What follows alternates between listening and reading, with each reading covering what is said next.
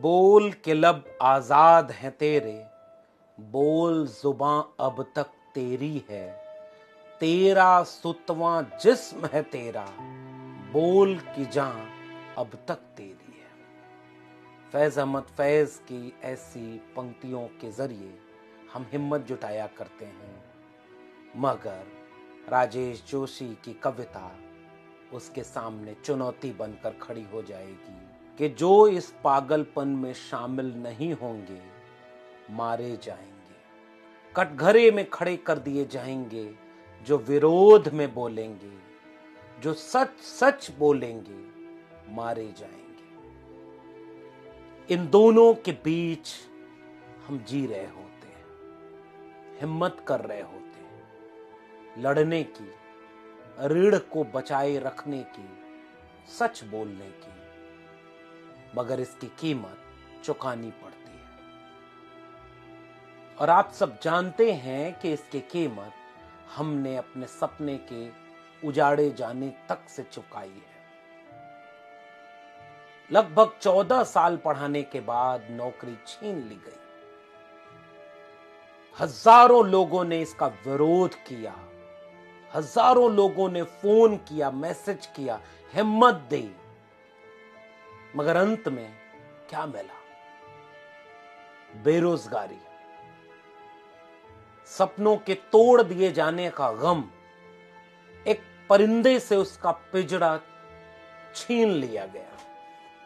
मगर फिर भी इन सब के बीच कोई एक चीज मिले थी, तो वो हिम्मत, हौसला और ताकत। ताकत इस बात की कि जब जरूरत पड़ी तो हजारों लोग साथ खड़े हुए। हिम्मत इस बात की कि हम सच के साथ हैं, हम न्याय के साथ हैं, हम इंसानियत के साथ हैं। और ये कारवां चलता रहा। फिर तय किया कि सोशल मीडिया पर अपनी बातें कहता रहूंगा। इसी के सहारे लिखने, पढ़ने और बोलने की जो अपनी काबिलियत है, जो मेरी अपनी पूंजी है, इसके सहारे इस संघर्ष के कारवां को आगे बढ़ाएंगे। क्योंकि ये तो कोई नौकरी छीनने वाला मुझसे नहीं छीन सकता ना। मेरी भाषा, मेरा ज्ञान। एक फिल्म आपने देखी है, असुरन। उस फिल्म में धनुष एक शानदार बात अपने बेटे को समझा रहा होता है, और वो कह रहा होता है कि जमीन रहेगी तो कोई हड़प लेगा, धन संपत्ति रहेगी तो कोई छीन लेगा, कोई चोर चुरा ले जाएगा, मगर शिक्षा रहेगी तो न इसे कोई हड़प सकता है, न चुरा सकता है। मिर्जा गालिब का एक शेर मुझे बार बार हिम्मत देता है कि घर में था क्या कि तेरा गम उसे गारत करता, वो जो रखते थे हम एक हसरते तामीर सो है। इसका मतलब यह है कि अगर घर में सब कुछ लुट जाए तो मैं सवाल करूंगा कि ऐसा क्या था मेरे घर में कि जिसके लुट जाने का, जिसके छीन लिए जाने का मैं गम करूं। वो जो रखते थे हम एक हसरते तामीर सो है। हम सृजन की, हम नया गढ़ने की, रचने की काबिलियत जो रखते थे, उस काबिलियत को तो कोई नहीं चुरा सकता। और इसलिए मैंने तय किया कि मैं अपने सोशल मीडिया प्लेटफॉर्म पर उसी बेबाकी और उसी अंदाज में सच और हक की बात करता रहूंगा। मैं आईना हूं, दिखाऊंगा दाग चेहरों के, जिसे बुरा लगे वो सामने से हट जाए। सोशल मीडिया पर हम क्या करते हैं? आईना लेकर ही तो बैठते हैं। अब इसमें किसी को अपने चेहरे का दाग नजर आने लगे तो हट जाए। आईना कैसे बदलेगा? आईने पर और अगर तफसील से पढ़ना है तो प्रोफेसर की डायरी पढ़िएगा, एक पूरा चैप्टर है आईने पर। लेकिन इस बीच में अनगिनत लोगों के प्रेम और अनगिनत लोगों के नफरत दोनों मिलती चली जा रही। जितनी नफरत, गालियां, धमकियां मिलती हैं, उससे ज्यादा मोहब्बत के पैगाम मिलते हैं, सराहना मिलती है, तो सब बैलेंस हो जाता है और मुस्कुराते हुए आगे बढ़ जाते हैं। मगर जब सोशल मीडिया के टूल आपसे छीनने की कोशिश हो जाए, फिर क्या करेंगे? ये मैं आपसे साझा करने के लिए बता रहा हूं। मेरे YouTube चैनल पर तो 9 लाख से ऊपर सब्सक्राइबर हो गए, वो चल रहा है, फिलहाल चल रहा है। ट्विटर पर भी लगभग 2.5 लाख होने वाले हैं जुड़े हुए लोगों की संख्या, वो भी चल रही है। फेसबुक पेज पर 5 लाख से ज्यादा लोग जुड़ गए थे और फेसबुक प्रोफाइल जो कि लगभग 15 साल पुरानी है, उस पर तकरीबन 2 लाख लोगों का एक परिवार बन गया।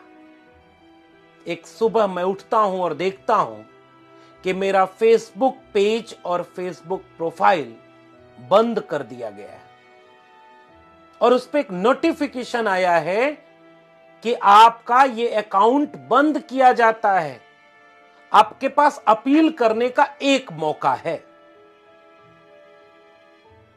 किस वजह से बंद किया गया, कौन सा वायलेशन हुआ, कौन सा नियम टूटा, कुछ भी उसमें नहीं लिखा था।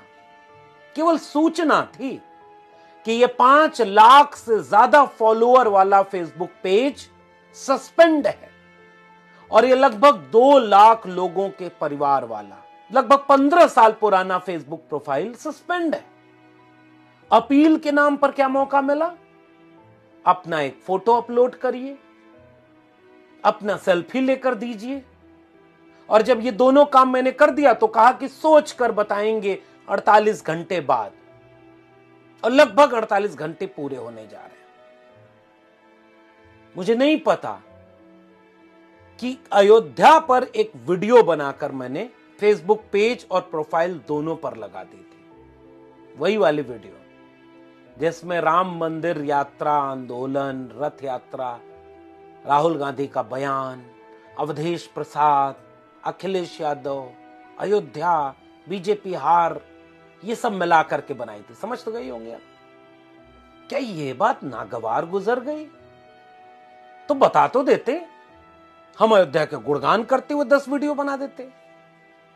अगर केवल गुणगान ही सुनना है तो सोचते कि गुणगान कैसे किया जाएगा, नॉन बायोलॉजिकल तरीके से। एक बार बता तो देते। इस बार तो इन्होंने कुछ बताया भी नहीं। यह हाल है सोशल मीडिया का। हमें नहीं पता कि वो फेसबुक पेज और प्रोफाइल वापस मिलेगी या नहीं। हमें नहीं पता कि हमारा YouTube चैनल जो लगभग 1 मिलियन होने जा रहा है कितने दिन तक सुरक्षित है। हमें नहीं पता कि हमारा ट्विटर कब तक चलेगा, लेकिन जब तक चलेगा तब तक तेवर तो यही रहेगा। ज्ञान की बातें ऐसे ही होती रहेंगी। यहां पाखंड और अंधविश्वास तो है नहीं, पर्ची बनती नहीं है, भीड़ में भगदड़ होती नहीं है, प्रसाद बंटता नहीं है, दान दक्षिणा का कोई माहौल नहीं है। लेकिन तथ्य व तर्क की बातें, प्रज्ञाशील करुणा की बात, समानता न्याय की बात, हक और सच की बात, वो तो रहेगी साहब। उसको आप कैसे बंद कर पाएंगे? लेकिन ये आपके लिए सोचने का विषय है। हमारा बोलना जिन्हें नहीं पसंद आता वो हमारी नौकरी छीनेंगे, फिर हमारा फेसबुक बंद कराएंगे, फिर एक दिन आएगा जब YouTube बंद कराएंगे, फिर एक दिन आएगा जब सब कुछ बंद हो जाएगा, फिर एक दिन आएगा जब हमें भी बंद करने की कोशिश होगी। क्या करना चाहिए ऐसे वक्त में? आप भी सोचिए और मुझे भी बताइएगा। इंतजार रहेगा। तब तक अगर इस बात को उठा सकते हैं तो जरा आप भी मेरी तरफ से फेसबुक से पूछिए, सरकार से पूछिए कि हुजूर इतना भी क्या डरना। कारण तो बता देते। सोचिएगा और मुझे बताइएगा। शुक्रिया।